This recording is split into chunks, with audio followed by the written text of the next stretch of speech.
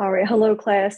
I wanted to bring you just a different idea of the different types of careers you could have in community corrections. So here with me, I have Berks Connections Pretrial Services, and we have both Brianna Perez and Genesis Muniz, who are going to talk about the different types of things they do in their daily jobs. So ladies, go ahead. Hi, everyone. I'm Brianna. I'm with Berks Connections and Pretrial Services. I've been with the agency for a few months now, and my position is the pretrial officer.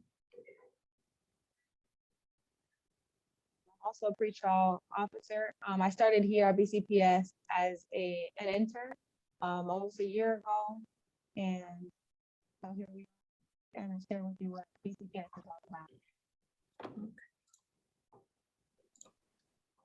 So to start off, we're gonna explain what our mission statement is and what exactly Berks Connections and Pretrial Services does. So our mission statement is Berks Connections and Pretrial Services improves the lives and creates safer and more prosperous communities by providing services, support, and community reintegration to individuals involved in the justice system along with their families. So our biggest goal that we have here at BCPS is we don't like to turn people away, and we really like to offer people a second chance and not allow the mistakes that they've made in their past to define their futures. So the programs that we have here at BCPS include reentry, what's broken down into R3 adult and R3 prep for young adult, the work in progress program, workforce development, treatment court, community reentry programs, the pardon project, and pretrial services. So just one thing to add in with reentry, it's not specifically a program, but it's a service that we just recently started offering. We have a position here called the reentry coordinator, and they're allowed to support anybody that walks into our doors that aren't necessarily in one of these specific programs. So a lot of times we'll have people come through our doors and they need a bus pass to go to a job interview or to job search, or they're lacking identification that they need to be able to successfully complete an interview or things like that. So with that program that we have with our reentry coordinator, we're able to support those individuals that aren't assigned to any of our programs. So now going into the R3 programs, the rebuilding, reentrance, and reading. We have our R3 for adults and R3 prep for young adults. So for R3 adults, their career and technology education at the Reading Muhlenberg Career and Technology Center. So this is an 8-week program, which allows participants to earn up to almost $2,000 in stipends, and it creates skills that they can utilize in the workforce and just opens a lot of doors and opportunities for them in the workforce. They have hands-on learning at Habitat for Humanity. So they learn a lot of hands-on skills like woodworking and welding. And with our woodworking program at the Goggle Works, we build sheds that we give back to the community. And we also recently in this cohort just started building community libraries. So it's nice to be able to teach these participants hands-on skills that they can use in employment in the future, but also teaching them how important it is to give back to their community. And then we have employment force cognitive curriculum and job readiness skills. So this curriculum is really important, and it's a huge part of our R3 program. It not only teaches job readiness to these participants, but this cognitive curriculum allows them to learn how to handle difficult situations in the workforce and in their personal lives. So this training helps them be able to respond appropriately when they're faced with difficult situations. And they're granted 6 months credit toward one of Associated Builders and Contractors 7 apprenticeship programs. Okay, so moving on to the R3 prep for young adults. It's geared towards ages 18 to 24 that also have involvement in the criminal justice field. They can choose between earning their high school equivalency or their GED. They partner with CareerLink to prepare young adults integrating into employment. And there's opportunity for stipend and paid work experiences. It also allows preparation for individuals in this young adult program if they choose to enter into the R3 for adults. the young adults program preps them for that 8-week program if they choose that they want to go into that. Okay. So here's just some pictures from our R3 adult and R3 prep for young adult graduations. This is a huge success in our clients, and we really celebrate that because it's a huge milestone that they're going through in their life. So on the side here with all those certificates, that's our R3 prep adult program. So after the 8 weeks, we do a little bit more of a formal graduation for our adults rather than our young adults. We have probation and parole officers that come in if they were referred to us by them. There's potential employers there, our staff are there to support them. So it's a big event for them, and they're able to show their accomplishments that they've been able to achieve over the 8-week course. And then on this side here, we have the prep for young adults. It's not too formal, but usually in the office, we'll do a little graduation and get cupcakes and take pictures. We always make it a tradition to go up to their office and write positive words of encouragement on the whiteboard for them and congratulate them, because it's a hard test to pass for the high school equivalency, and it's a lot of work to put in for your GED as well. Okay, so moving on with our work in progress program. It focuses on individuals involved in the justice system with mental health diagnosis. It's one-to-one case management to prepare clients for entering employment. And it focuses on job readiness, essential training skills, financial literacy education, and cognitive-based workforce sessions. Typically, we have services for a minimum of at least 1 year. Now, if clients really like what they're doing with their case manager, they can request to be with us longer than a year. It's just about the referral programs and who we reach out to connect for them to have longer case management with us. So we are tweaking our referral program a little bit with our WIP program. Our goal is to have our current case manager get up to 25 clients. And once she reaches that, we're able to hire more staff to serve more individuals that have mental health diagnosis, because that is a big issue in the criminal justice field. Moving on to workforce development, we focus on Department of Corrections clients specifically in this program. They must receive a referral from their assigned parole agent in order to be a part of this program. We focus on pre and post-release services. And a lot like the WIP program, it's focused on case management, financial literacy, family reunification, and assistance securing basic needs. So we can also do the bus passes and identification, like social security and birth certificate and ID and things like that if they need it. Just one more thing to add in with workforce development. A lot of our clientele is based out of the Warnersville CCC. With COVID, our numbers and referrals have been fluctuating, but with things slowing down, our referrals have been up through our workforce. So we were just able to confirm that we are allowed to do more face-to-face at the Warnersville CCC at least once a week. So having a little bit more of an impact on those people to be able to have that connection face-to-face to help them with case management. Okay, and moving on to our treatment court. It's addressing the root causes of substance abuse that can lead to improved public safety. So rather than looking on the stigma of someone that has a drug or alcohol issue, they're focusing on the causes of that issue rather than just the surface of it. We do include DUI, drug and alcohol and mental health courts.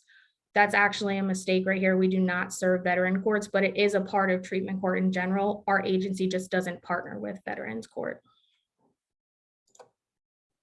It's an intensive combination of court-ordered treatment and regular interactions with the treatment court judge and the team. So a typical setting in the courtroom for a treatment court, you can have public defenders, attorneys, judges, like you would in any other courtroom, but they also have employees of TASC and SAM. They're focused more on the mental health and the drug and alcohol, so they're also present during those hearings as well. Moving on to community reentry programs. We're really focused on integration in reentry. We focus on housing, clothing, transportation, and identification recovery. So for clothing, we do provide Goodwill vouchers. So it allows participants to go to Goodwill and obtain either everyday clothing if that's something that they need. And we also encourage them to look at clothing for interviewing and look for more professional attire as well. For transportation, we do provide bus passes for any clients that already have job interviews scheduled. If they're interested in going in the community to job search, we can provide bus passes for that as well. And we did recently just start our ready sessions again here in our office. So it's curriculum that we delve into, such as like personal finance and things like that. So we can provide bus passes if our clients are interested in coming to those group sessions. And then identification recovery, we can help obtain their social security card, their state issued ID, or their birth certificate. And then the Pardon Project is one of our newer programs that we just started up a few months ago as well. And it's the power of giving somebody a second chance. The purpose of this project is to assist individuals with a criminal record and who have served their sentence, including probation and parole, and are seeking a pardon for their records. The process to expunge a record can take up to 2 years. They are matched with pardon coaches throughout their process to help them to go along each step from start to finish up to that 2-year mark to when their record does get expunged. And some of the requirements for this project is they must have all debts with the courts paid off. They can't have any outstanding fines. It has to all be paid off. They must show accountability of the crimes that they commit. So they have to be willing to admit and speak about the crimes and take that accountability. And they must write an essay stating why that they deserve to be pardoned. So that's where the pardon coach really comes in. They really help with that essay because that's a huge, huge part of the project in order to move forward with the application process as well. So just with our agency opening this up a few months ago, we already have over 160 people on our wait list. We get calls, at least 3 to 4 calls a day asking about details of this project and what people can do to be accepted for a pardon. We do have 30+ pardon coaches here in Berks County. A lot of them include criminal justice professionals. MDJ Butler is one of our coaches that we have. Members of the Bar Association and other professionals within the field are trained to be these pardon coaches. Okay, and now Genesis is going to talk more in detail about pretrial services. So I'm going to, like, to be honest, I'm going to get into pretrial services. Our agency is kind of like a one-stop shop and provides like many services. And one of the things we do is pretrial services. And there's the first component to it is interviewing. That's like the baseline. That's the majority of what we do is starts with interviewing. So we interview people that are already in Berks County Jail, and we also interview them in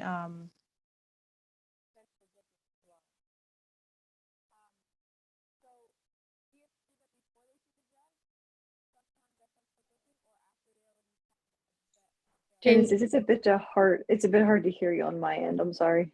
I was going to say, I can't really hear you either. Okay, how is it now? Sorry about that. That's good. Okay, so I'll start up a little bit. So the base of what pretrial services does, the majority, what we start off is with interviewing. So we start off with interviewing because it helps us figure out where our clients are and what they need from us. So we interview people at Berks County Jail who already have a bail set for them, and we write down an assessment for the judge, and then we give this to the judge to make decisions on their bail. So the judge uses our assessments in making decisions whether they want to modify their bail, raise it, reduce it, or just let them out on an unsecure. But we also interview them at central booking, where before they see the judge, so that way they can use our assessment to set bail or release them RR, etc.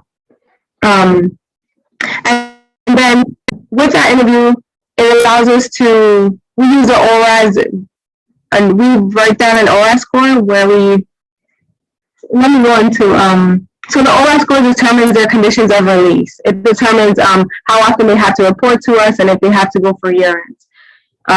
What our interview consists of is demographic information, criminal background is something we look up ahead of time, and then their physical and mental state, as well as the drug and alcohol use that they report.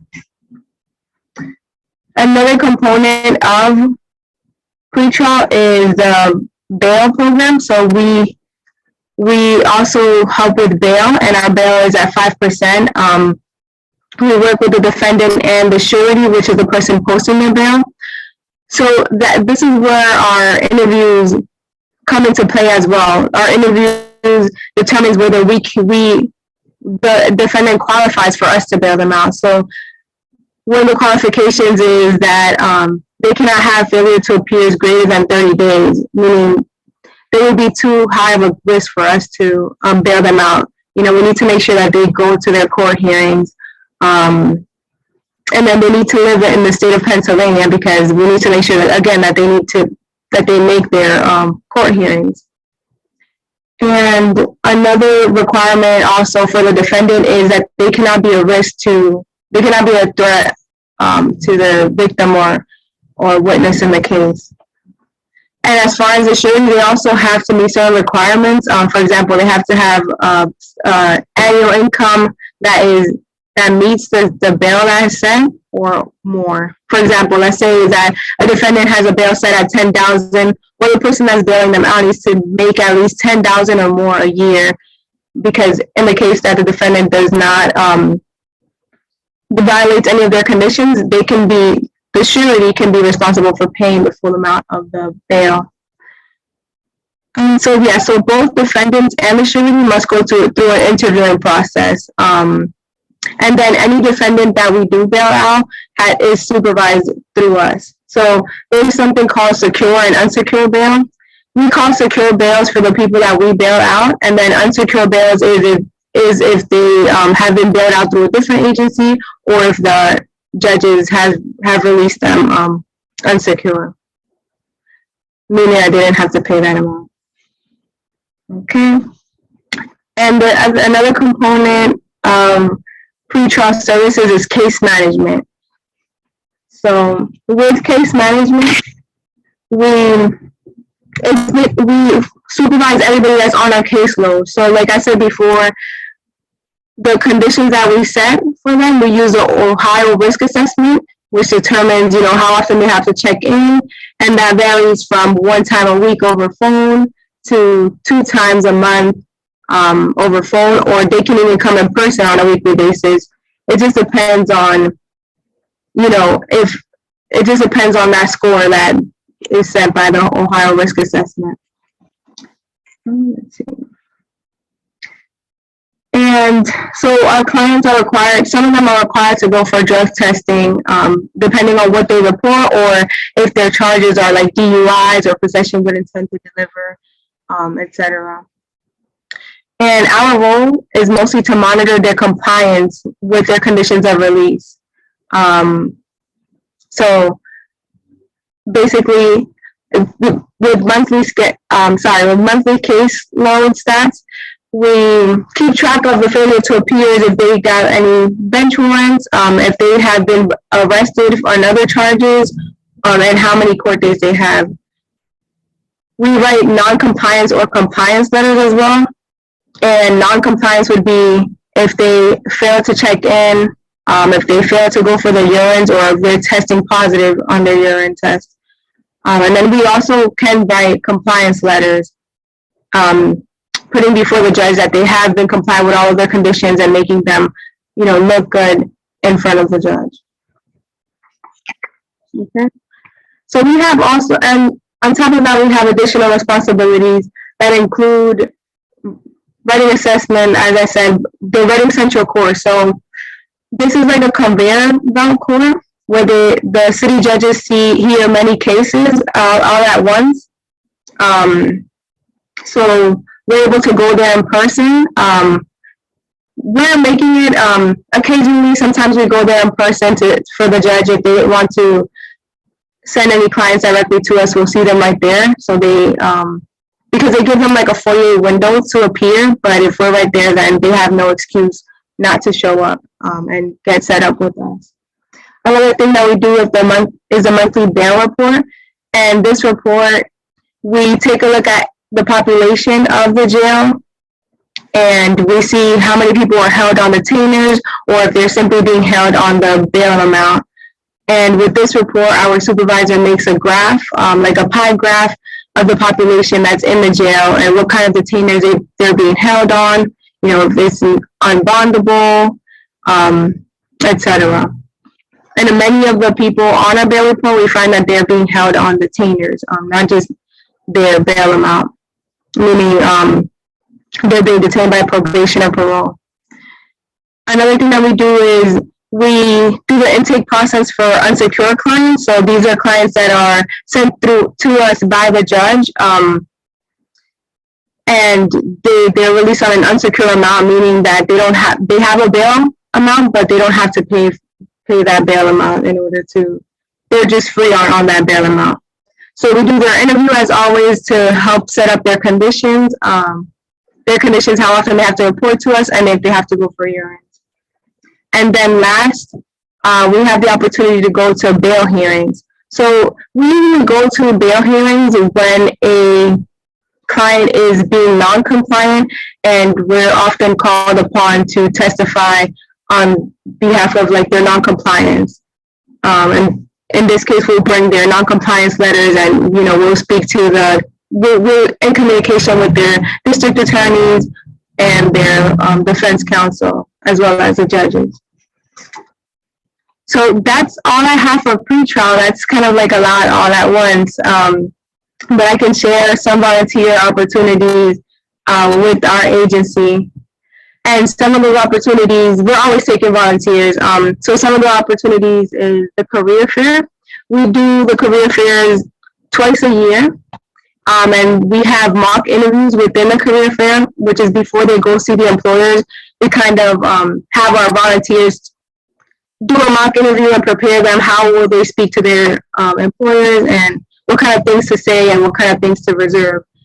We have this project called a Holiday Gift Project, where people can volunteer to get assigned a child to give them a gift from for the holidays, and then volunteers can wrap the gifts and help handing them out at the churches.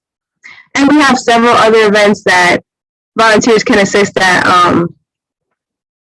Several other events, like simple tasks. So we're always looking for volunteers. And then now to the next slide. We have some job openings right now. So we're looking for a pretrial officer, which is the position that me, Brianna, and I have right now. And we're also looking for a community outreach coordinator, which is more focused on social media and events. Right. And then we're also looking for interns for the fall. We're currently interviewing interns for the summer, but we're looking for the fall, and this includes a stipend of $10 an hour. So if anybody's interested, and there's a fun fact that's added there. So 31% of our current staff were interns, including myself, and 4 of them are actually hold a management position as of now. So. We're always looking for donations. So BCPS has many generous donors over the years, and we're grateful for that.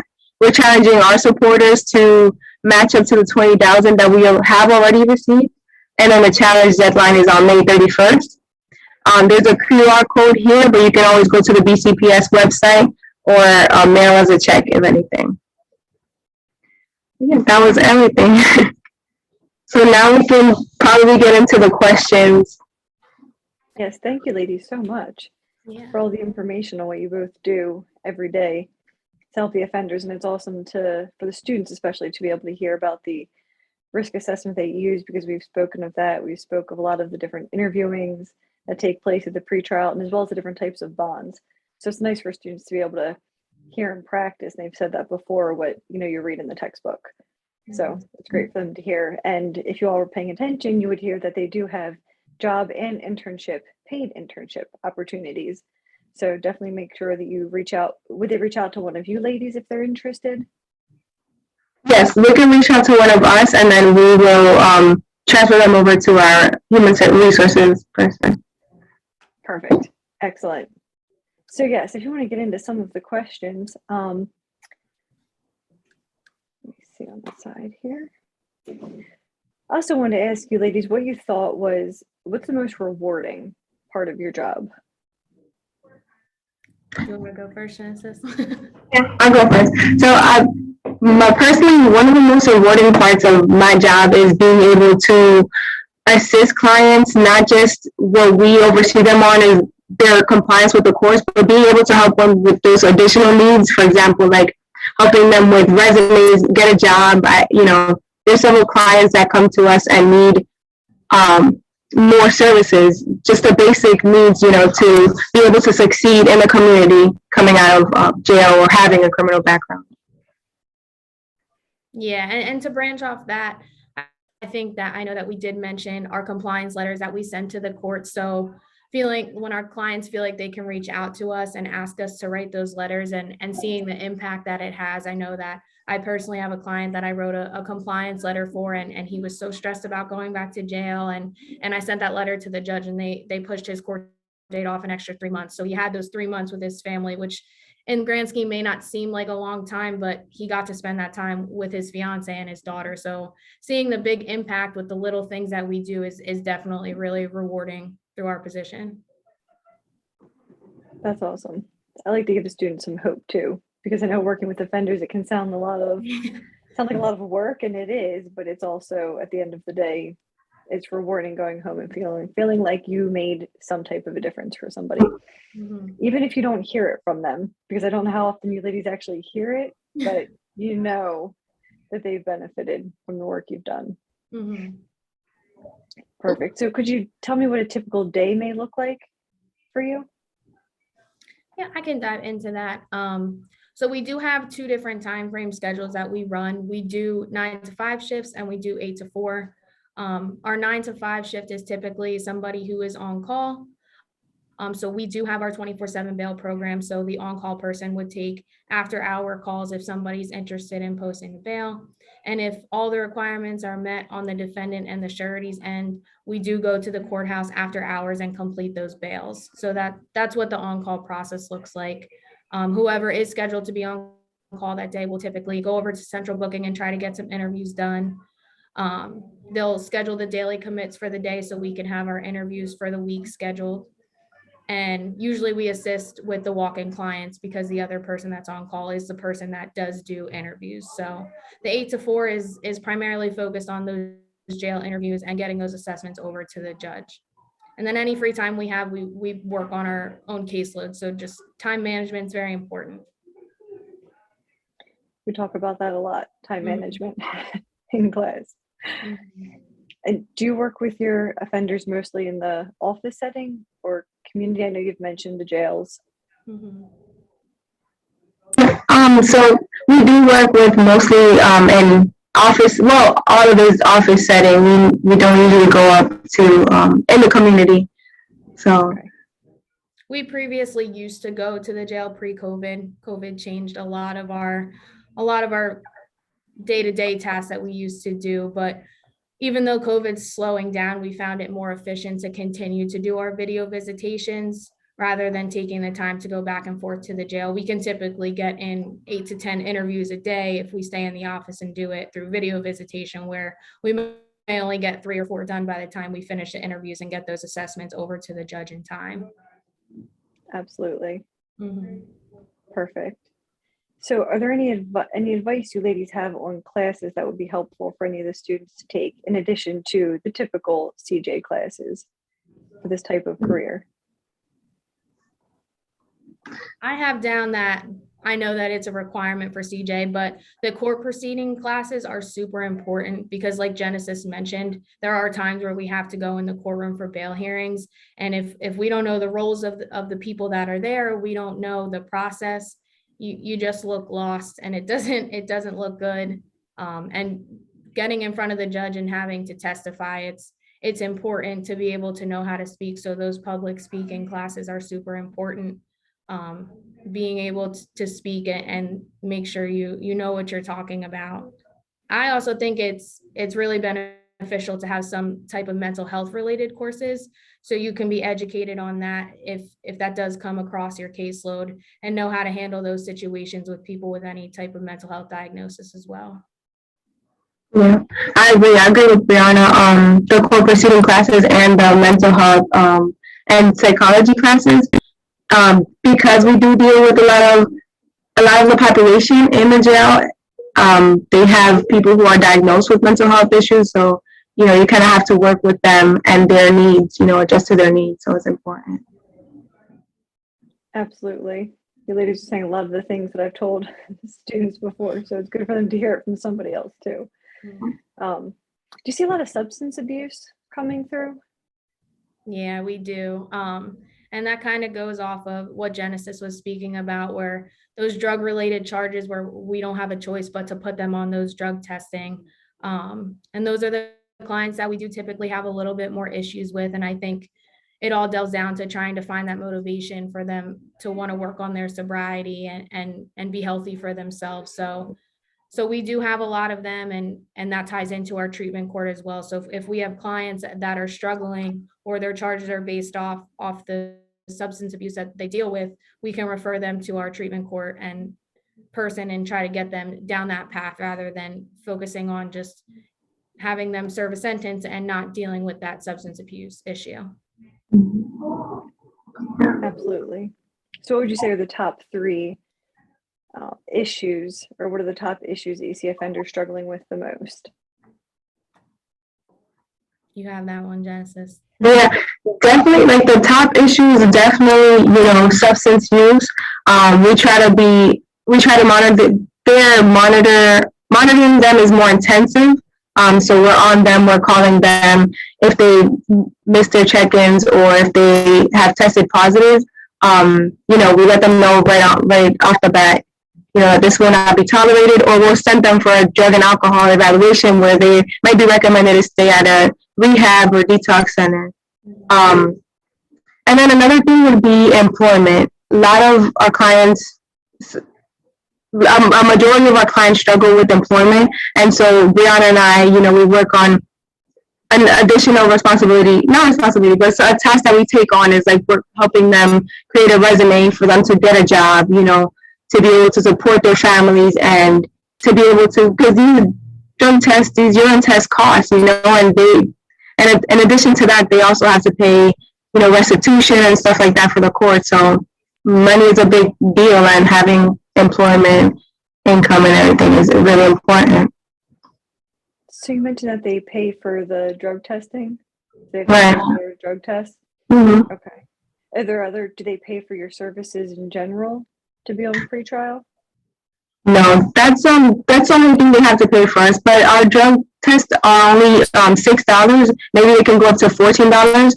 However, if they live in other counties, it can be higher. It can go up to like $60 a test. So we try to find locations that will work with them, because we have clients that are in Philadelphia County, York County. So we partner with other organizations the facilities that do drug tests as well, that can provide them, you know, at an affordable rate, you know. Okay. So do you all take any drug tests with inside your building? Yes. Yeah, the task program is on the 5th floor of our building, so it's convenient.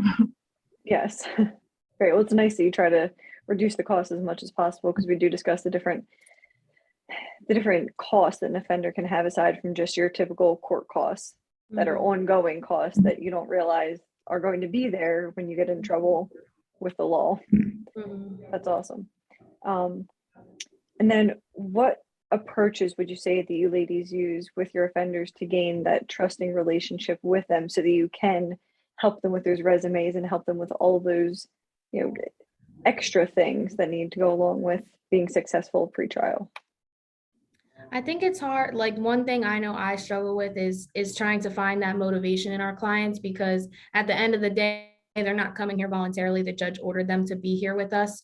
So I think building that rapport and getting on a more personal level of like, well, what caused these charges? What's going on in your life that caused you to commit these crimes? And what's your family life like? Like, what do you have going on in your life that we can find to motivate you to want to do better? So I think really trying to be on a more personal level and not just be that, oh, you're just here because you're court ordered. I think really focusing on common goals and helping them achieve them is something that takes a little bit, but when they see that you're putting in the work, that we don't have to do resume and job searching with them, but we're scheduling these appointments because we want them to succeed. So I think putting our time in that's not necessarily required and them seeing that, I think that helps build relationships and rapport with our clients. Absolutely. So I'm hearing you say addressing kind of the whole person and the Mhm. human level aspect, not just the offense, and approaching it from like a law enforcement type of mindset. Yep. So then how do you balance the role conflict that can come in with having to enforce these rules of the court and these, regular just law enforcement type that a lot of offenders perceive pretrial officers and any type of, officer of the court as? How do you guys reconcile that role conflict with the more counseling role you would take on then when you are getting to know the client? So a lot of times we do have conflict, especially with people that we put on drug testing. We just have to remind these clients that the more compliant you are with us, the quicker you're done with us.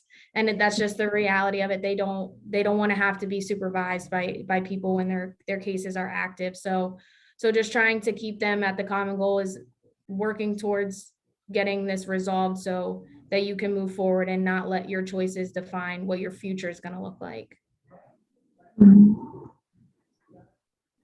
Absolutely. Did you want to add something, Genesis? I saw you.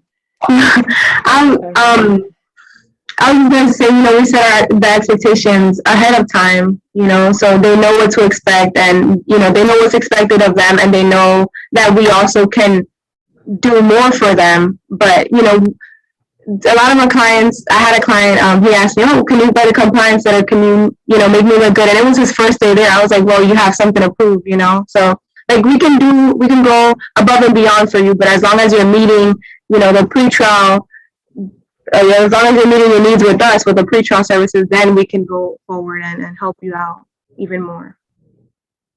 That's perfect. I think setting goals from the beginning and expectations Mhm. is definitely a big one that we've covered. Mhm.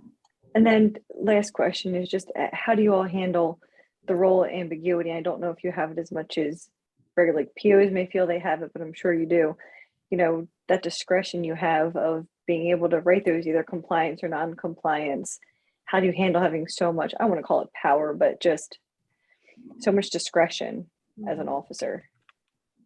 I think, like Genesis said, like setting that expectations in the beginning to know that this is what's expected of you. But if you follow these expectations, we can do things to help you and support you and make you look better to the courts and in your case. So it's hard to balance the discretion because you want your clients to do good, but you also know that they have expectations to follow. So I think setting that from the beginning and showing them what they need to do.